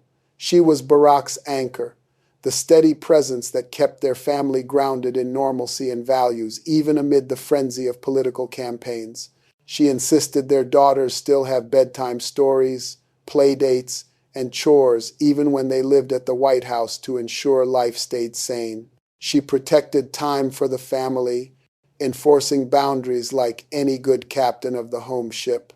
When ambition or external pressures threatened to blow them off course, Michelle would remind Barack of the things that truly mattered: integrity, family, community. For instance, during the campaign, whenever crowds or commentators started painting Barack as some kind of political savior, Michelle was quick to puncture that balloon. She would gently poke fun at his morning breath or mention his struggles quitting smoking, not to embarrass him, but to humanize him and keep him humble. This not only endeared Barack to voters, since it made him relatable, but also sent him a private message: stay real, don't believe your own hype. That is the grounding function of a supportive challenger. They keep you tethered to your core self when winds might carry you away. At the same time, Michelle provided unyielding support. Once she was on board with Barack's goals, she was all in. We saw how, after her initial hesitation, she threw herself into the campaign wholeheartedly, even at personal cost. She became an essential strategist and morale booster, crossing the country to rally support and simultaneously holding down the fort at home. Barack said that her support was the wind at my back that gave him the strength to persevere. When he felt discouraged, one conversation with Michelle could recenter him. She would remind him why he started this journey, and that she and the girls were behind him 100%. Importantly, support did not mean being a yes person or flattery. It meant actively helping him achieve the dream by sharing the workload, by offering counsel, by encouraging him when he was fatigued, and sometimes by simply saying, "You've got this. I believe in you." Knowing she had his back made Barack fearless. Crucially, Michelle also challenged and strengthened Barack. She was not afraid to have hard conversations. We saw the clearest example when she initially refused to greenlight his presidential run. That was a major challenge to him, born of her honest feelings. And even after she agreed, she did not suddenly become meek. If Barack made missteps, Michelle would speak up. Let's talk about an earlier episode, Barack's failed 2000 congressional race.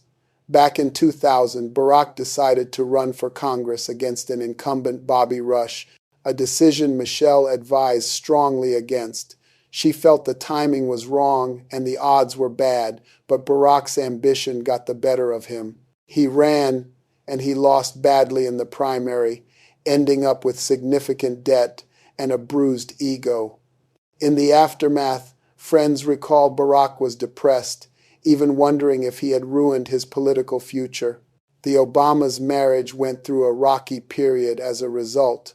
Michelle was frustrated, to put it mildly, that he had ignored her counsel and, in her view, dashed her hopes of a stable and secure future by chasing a risky dream. They reportedly even discussed the prospect of divorce during those tense days. How did Michelle respond? With some serious tough love. She did not coddle Barack or soothe his wounded pride.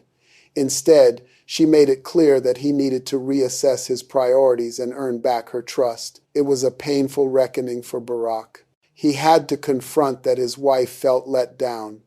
But Michelle's blunt intervention became a turning point. Barack, chastened, sought advice on how to rebuild and do things differently. He refocused on his state Senate work, stabilized their finances, and recalibrated his future plans with Michelle's perspective in mind. Just a few years later, he ran for the U.S. Senate with Michelle on board this time and won decisively in 2004, a victory that restored Michelle's faith in him and their future together. This episode shows Michelle in full challenger mode. When Barack had strayed into what she thought was folly, she held up a mirror and delivered some hard truths. It was not about saying, "I told you so," though surely that thought crossed her mind. It was about making sure he learned from failure and realigned with their shared goals. In essence, she saved him from himself in that moment, calling out his overreach and guiding him back to a smarter path. That tough period eventually strengthened their marriage and prepared them for the even bigger challenges to come. Barack emerged from the year 2000 fiasco a wiser man, crediting Michelle's no-nonsense feedback for helping him grow. So, in Michelle's example, we see the two sides of a supportive challenger in harmony. One side says, "I love you, I'm here for you no matter what. I will sacrifice for you, stand by you, and lift you up to reach your dream." The other side says, "I believe in you so much, I'm not going to let you slip from your best self. I will call you out when you veer off course, and I expect you to do the same for me." We owe each other honesty. It is a relationship of equals, where each person pushes the other to grow while providing a safety net of unconditional support. Barack and Michelle described their marriage as a true partnership. He once remarked that the smart decision to marry Michelle yielded a really equal life partner, and that this strong woman keeps me in check and makes me accountable in the best of ways. He knew her strength did not diminish him. It bolstered him. She was never a passive cheerleader. She was an active partner, part coach, part teammate, as invested in the mission as he was. As you listen, think about the concept of the supportive challenger because it is a model to look for or cultivate in your own relationships. It is important to note that this pattern is not about one person being the hero and the other the sidekick. Both partners can and should play the role of supportive challenger to each other in a healthy relationship. In the Obamas' case, Barack also supported Michelle's endeavors. For example, when she pivoted careers or started initiatives as First Lady, he cheered her on and gave input when asked. But usually, one partner's role as king or primary public figure is more front-facing at a given time, while the other is the steady force behind the scenes. Michelle embraced being that behind-the-scenes force for Barack during critical years, and Barack recognized that his success story cannot be told without her influence. Does your partner keep you grounded and also push you to be better? Do you do that for your partner? If so, you might have a supportive challenger dynamic. Congratulations. If not, no worries. It is something that can be cultivated with communication and practice. We will get to some tips in the next section. The key takeaway is that a true kingmaker partner is not a yes person, nor a nagging critic. They are an active, engaged force for your growth and well-being. They will fight alongside you for your dream and fight with you if you start losing yourself. Michelle embodied this role exquisitely. As Barack's story shows, having such a partner by your side can be absolutely transformative. It can quite literally change the course of history, or at least change the course of your personal history. Before we move on, let's recap Michelle's supportive challenger traits in a nutshell, because they are qualities one might look for or aim to cultivate. Before we move on, you might be listening to this and thinking, how can I find my own Michelle or Barack? We at the African Caribbean Matchmaking Agency, we help you become the best version of yourself, then match you to another high-quality individual. Back to Michelle. One thing Michelle did was to constantly remind Barack of their core values like family first, integrity, community service whenever ambition threatened to overshadow them. For example, during the campaign, she made a point to show the real, imperfect Barack to the public, which kept him humble and relatable. He did not start to think of himself as some infallible hero, thanks in large part to Michelle ensuring home life and honesty remained intact. Once she committed to Barack's goal, Michelle was all in. She campaigned tirelessly, more than anyone expected of a candidate's spouse, and she maintained the home front so that Barack could focus on the race. Her support was rock solid even in moments of doubt. They leaned on each other. Barack felt that as a constant wind at his back, pushing him forward. Michelle did not shy away from the hard talks. By voicing her fears, setting boundaries like quit smoking if you want my support, and even expressing anger when needed, as in 2000, she pushed Barack to be a better husband, father, and leader. This continuous, honest feedback loop meant that when Barack was out in the world trying to accomplish great things, Michelle was there to save him from his own potential pitfalls, questioning his ego, recalibrating his priorities, and ultimately making him a stronger king. We have seen how this pattern played out with the Obamas. Now, let's turn the lens back to you. How can you apply these insights in your own quest for a fulfilling relationship? In the next section, we will distill some actionable lessons from Michelle's story for you if you are either looking to find a supportive challenger or becoming one. Stay with me, the practical part is coming up. Now let's discuss how to put these lessons to work in your life. Let's shift from story to strategy. What can you, especially if you are single, divorced, or in the process of evaluating your relationship, learn from Michelle's example? How do you increase the odds of finding or becoming a partner who will be your kingmaker? I have distilled Michelle's king-making prowess into 3 actionable lessons. Think of these as checkpoints or practices on your journey to a values-aligned, supportive relationship. I will outline each insight and give you something concrete you can do about it. 1. Align on core values and vision. One of the fundamental reasons Barack and Michelle's relationship works is that, at bedrock, they share the same values and a common vision of life. Despite differences in personality, they are united in what matters most. Things like service to others, integrity, the importance of family, and making a positive impact. Remember, Michelle eventually supported Barack's presidential run because she believed in why he was doing it, to help others, to make a difference, a purpose she shared. They both cared deeply about community and felt a responsibility to give back. This values alignment carried them through tough times because no matter the stress or external pressure, they could trust that the other was coming from the same moral place. Your action. Identify and discuss your core values early. Take some time to reflect on your own top 3 core values. These could be principles or priorities contained in any of the 9 fundamental core values: kindness, gratitude, forgiveness, patience, discipline, responsibility, loyalty, resilience, and integrity. What qualities or ideals guide your life? Also consider your long-term vision. What do you want your life to look like in 5, 10, or 20 years? Now, if you are dating or in a relationship, make a point to discuss these things with your partner. Yes, it might feel heavy, but it is absolutely necessary. Do you both prioritize the same values? For example, if kindness is number one for you, is it also a top priority for them?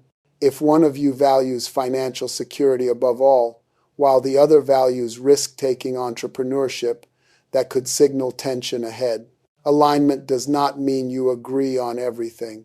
Michelle and Barack certainly debate plenty, but on the big rocks of life, you should be on the same page. When you meet someone new, don't be afraid to ask about their passions, what drives them, what they envision for their future. It is better to know early if your paths are heading in drastically different directions.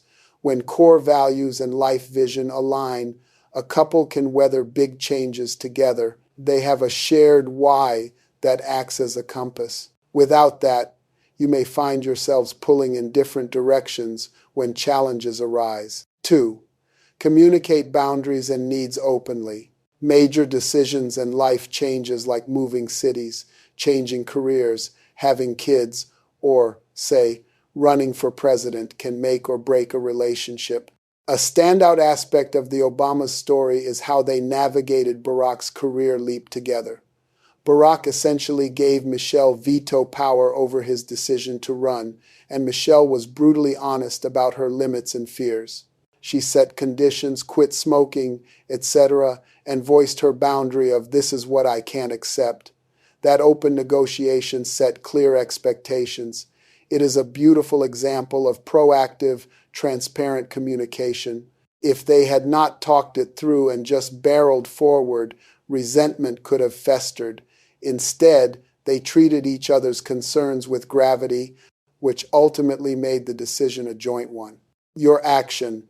Practice candid conversations about needs and limits. In your relationship or with potential partners, as things get serious, make it a habit to talk about the what-ifs and non-negotiables. For instance, what if I get a job offer abroad? How would we handle it? Or do you see yourself wanting to take time off to raise children? Or how would we juggle that? These are not first date questions, but once you sense a relationship getting serious, don't shy away from discussing real-life scenarios. Michelle asked Barack, in essence, when will it be enough? She needed to hear from him what his endgame was, what balance he envisioned. You might ask your partner similar questions about whatever matters to you. How much travel is too much for work? What are your deal breakers? And equally share your own. For example, I'm willing to support you in X, but I need Y in return. Or I can handle you working late nights, but I need Sunday to be our family day. Laying these cards on the table might feel uncomfortable, but it establishes mutual respect. It is how you ensure neither of you loses yourself in the other's shadow or dreams. Remember, your partner is not a mind reader. Michelle could easily have silently resented Barack's political moves. Instead, she told him flat out how she felt. That honest dialogue saved them from future explosions and allowed Barack to address her concerns to the best of his ability. So, be courageous and kind in communicating your boundaries and needs. Encourage your partner to do the same, and when they do, truly listen. This way, when big decisions come, you face them as a team with eyes wide open. 3.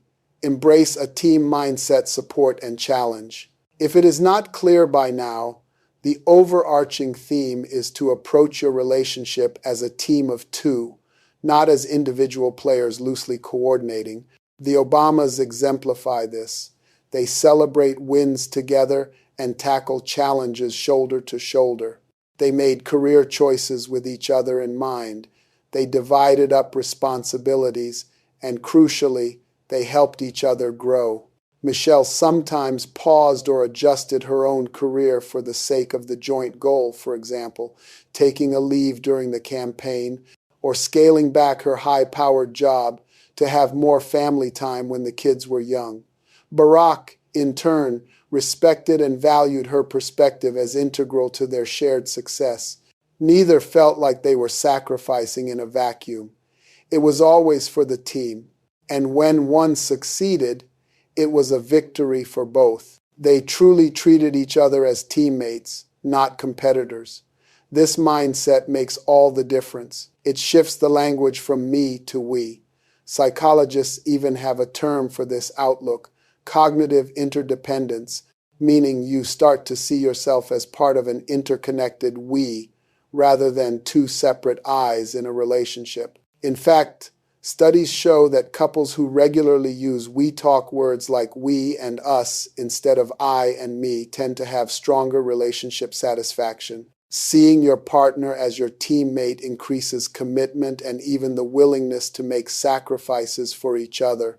It means if one person needs to step back, the other steps up, and vice versa, with trust that it will balance out over time. It also means being able to challenge each other in a constructive way like we discussed in Lesson 2, because the goal is the team's success and well-being. Your action. Build small team habits. Ask yourself, am I ready to be on someone's team, and are they ready to be on mine? To cultivate this, start with little things. Set a mutual goal with your partner, or, if you're single, you can even do this with a close friend to practice.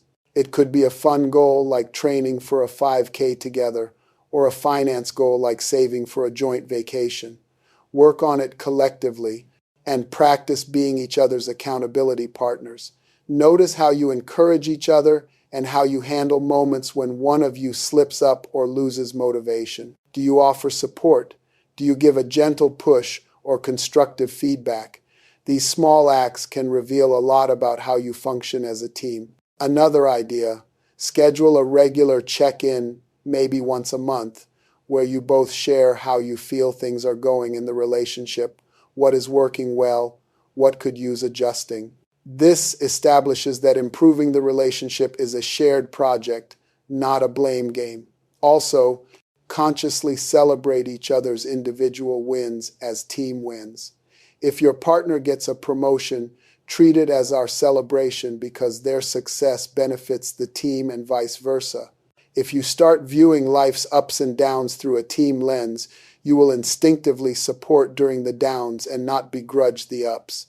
And lastly, cultivate comfort in kindly calling each other out. It can be as simple as, "Hey, I noticed you have been really stressed and snappy this week. Anything we can tackle together?"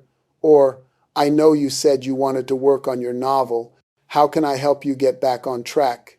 These kinds of statements show you are in it together, ready to challenge for the sake of growth and support for the sake of morale. In a long-term relationship, sometimes you put the team's needs first, and other times your partner will. It is a balance that, over time, should feel equitable if both are committed. If you sense it as one-sided, you are always sacrificing or always doing the challenging that is something to address. But when two people both embrace the team mindset, it is a powerful engine. You each become a better version of yourself than you would have on your own, and you know someone always has your back. The key takeaways from this section are: align values, communicate openly, and act as a team. These might sound like relationship common sense 101, but you would be amazed how often we overlook these fundamentals when infatuation, anxiety, or life's busyness gets in the way. The story of Michelle and Barack is inspiring, yes, but if we strip it down, it is not magic or luck that made them work. It is these very principles in action. They aligned on what mattered. They talked, sometimes fought through big decisions honestly, and they consistently approached life as partners in the truest sense. And look what that yielded. Not only a successful presidency, but a strong family unit and an enduring marriage that millions look up to. As you reflect on these takeaways, I encourage you to think about your own readiness for a relationship. If you are single, are you clear on your values and able to express your needs so that when the right person comes, you will recognize and communicate effectively? If you are with someone now, are there conversations you have been avoiding that you can gently initiate, knowing it will strengthen the foundation? What does this mean for you and for us as a community? The Michelle story is not just moving, it is a blueprint for a healthy relationship. Healthy relationships are built, not found.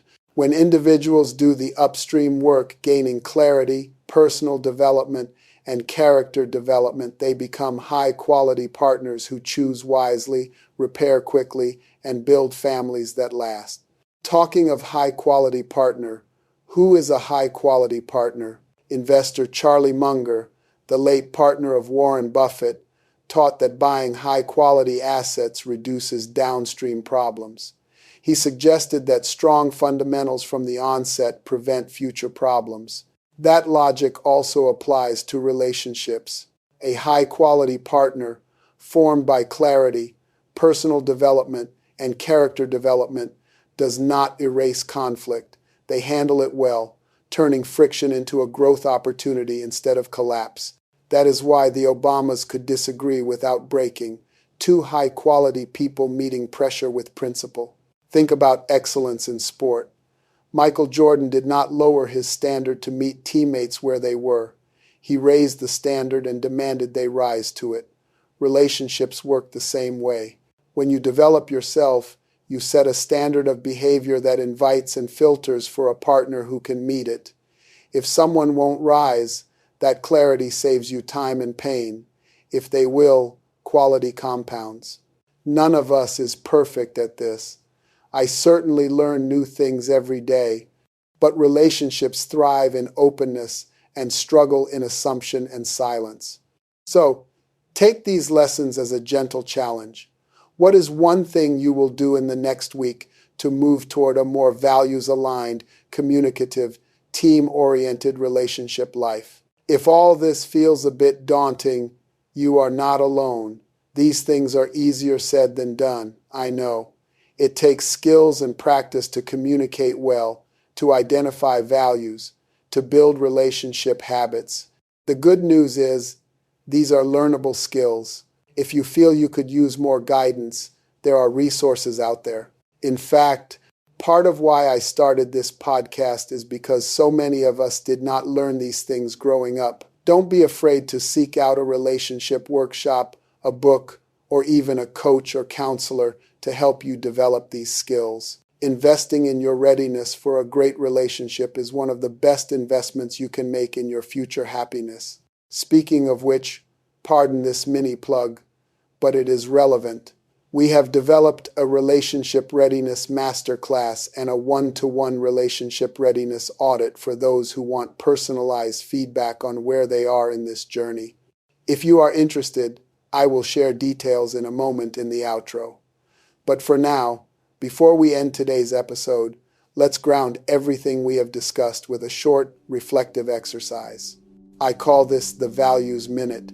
We end each episode of The Kingmakers with a 1-minute practice to help you connect with one of the 9 core relationship values we believe are essential for a healthy relationship. For this episode, fittingly, the value is commitment, loyalty. Michelle and Barack's story has commitment written all over it. Commitment to each other's growth, to their shared mission, and to staying together even when the going got tough. Now it is time to turn attention to your life and values.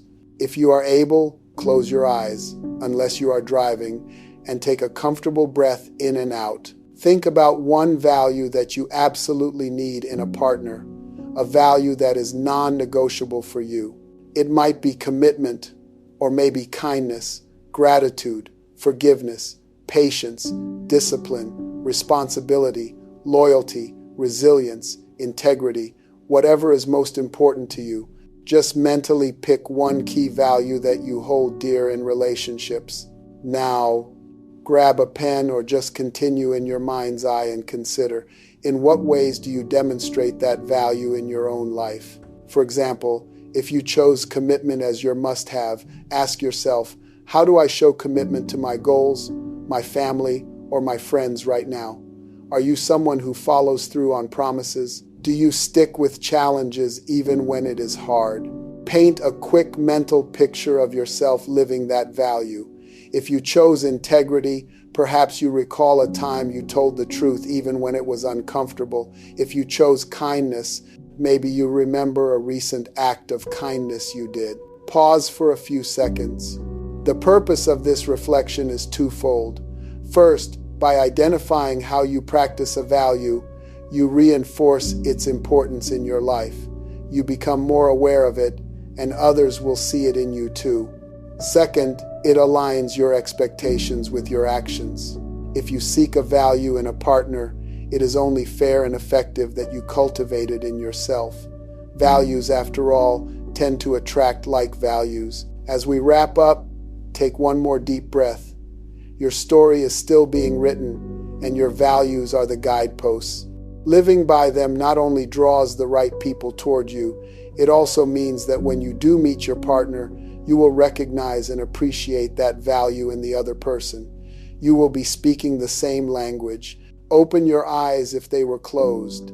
Jot down any quick thoughts you had during this exercise. Our Values Minute today was about commitment, because Michelle showed us that commitment is not just about not leaving. It is about actively devoting yourself to helping your partner become the best version of themselves and vice versa. Feel free to repeat this exercise with different values on your own time. It is a quick way to keep yourself aligned with what matters, especially as you navigate dating or relationship decisions. Clarity on values is the first step toward finding a relationship that nourishes your soul. Let's quickly recap the insights from today's episode. Lesson 1. Dream-aligned partners are essential. We opened with this idea and saw it proven in the Obamas' life. A shared dream or a shared belief can bond two people against the odds and produce extraordinary outcomes. Lesson 2. The supportive challenger pattern. A name for the partner who is both your rock and your challenger. Michelle embodied this by keeping Barack grounded and accountable while also being his biggest supporter. It is a pattern to emulate. Lesson 3. The building blocks of an empowering relationship are to align on values, communicate openly about needs and boundaries, and adopt a true team mindset. These are the fundamentals by which each person can become a kingmaker for the other. Lesson 4. We practiced reflecting on how we live our values, since attracting the right partner starts with being the kind of partner you aspire to have. As Charlie Munger advised, the best way to get a great partner is to be a great partner yourself.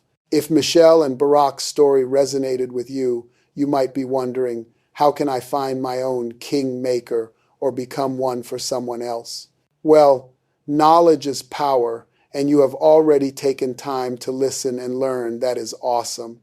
If you are eager to go deeper, I warmly invite you to take the next step with us.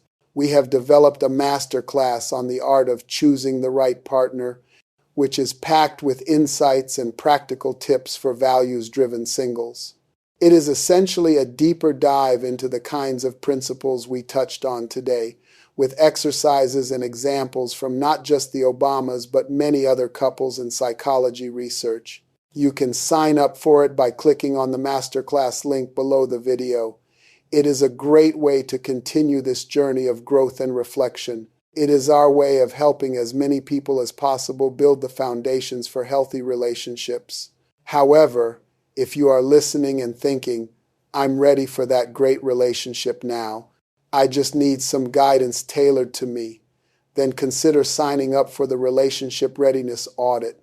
That is a one-to-one session via Zoom with either me or a member of our coaching team, where we will help you assess where you are on your journey and how to attract the partner who truly aligns with your purpose and values. It is a chance to talk through your specific situation, maybe past patterns that have not worked, or challenges you are facing in finding the right person, and get some personalized feedback and next steps.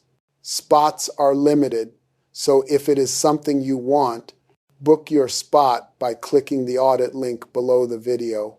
I want to stress that these resources are there as support, not as a sales pitch. I genuinely believe that with the right tools and awareness, everyone can improve their odds of finding a fulfilling relationship.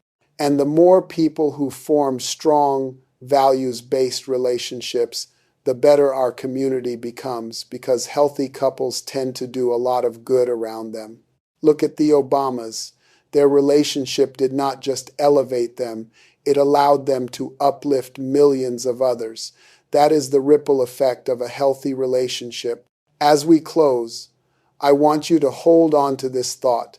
The story of Barack and Michelle Obama reminds us that the right relationship does not hold you back. It helps you become more of who you are meant to become. So, imagine for a moment what having that kind of partner could unlock in your life. Someone who sees your potential even when you doubt yourself.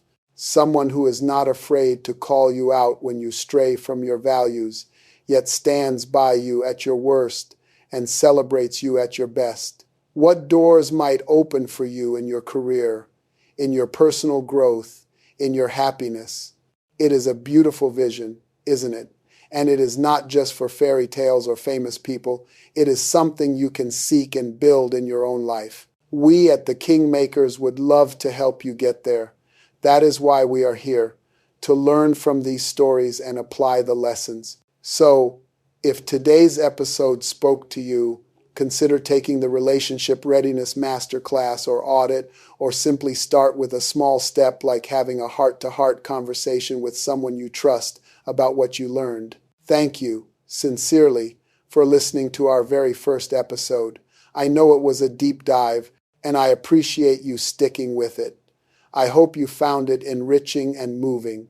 If you enjoyed today's story, please subscribe to the podcast and share it with someone who would love this message. Maybe even share it with the Michelle to your Barack if you have found them, or with a friend who is searching for their own king or queen maker. On our next episode, we will dive into another incredible kingmaker story. I won't spoil it fully, but here is a hint. We will travel back in time to meet a woman whose savvy counsel and fierce loyalty helped her husband stave off a scandal that threatened to end his presidency. I promise it is a fascinating tale with a very different context from the Obamas, but equally rich in lessons. Until then, stay true to your values, keep believing in the power of relationship, and remember, you have the power to make those around you kings and queens, just as they do for you. Keep an eye out for those who are trying to do the same for you. This is Romeo Richards, your host at the Kingmakers Podcast, signing off. Take care and talk to you next time.